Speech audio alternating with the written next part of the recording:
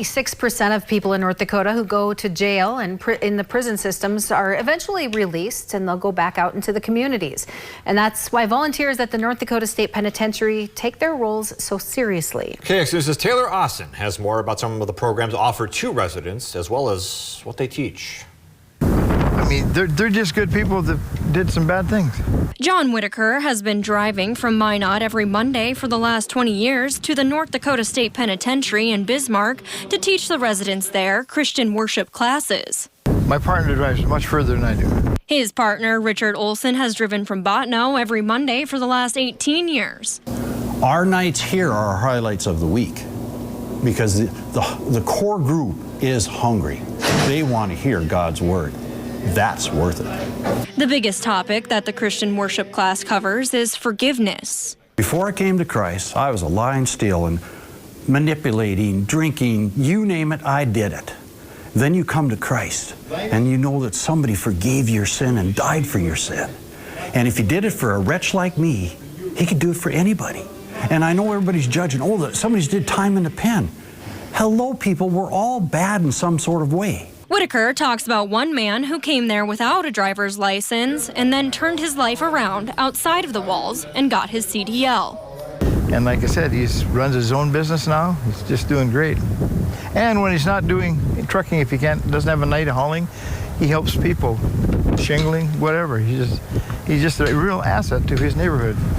That's the motto for those that work and volunteer at the North Dakota State Pen, because they know that the people behind these bars are just that. They're people. These men are our neighbors. While we don't necessarily owe them anything, it's worth the time and effort to bring them something. Michael Tomanek, who is also a professor of English at Bismarck State College, has been volunteering at the Pen for the last 6 years, teaching poetry. By the time we got back to the front of our building, there was a crowd watching two women fight. Me and Dude forgot about our beef and went to watch the grown-ups fight. He overdosed intentionally. She finds me at McDonald's, her wrist still black and blue.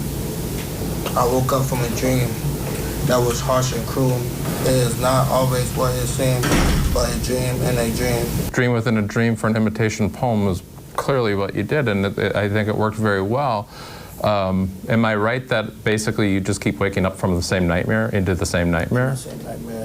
Tomanek says that the topics usually written about are the struggles with substance abuse, childhood memories, and love. Perhaps one of the more surprising ones, or surprising to maybe an outside observer, is the humor that comes up. Teaching to the residents at the State Pen is something that Tomanek says he's always wanted to do. Be so unfortunate to come here and actually have to spend more time for things you did here while you were here than actually working towards your rehabilitation. So I wanted to try to find a way to actively bring the humanities to their rehabilitation.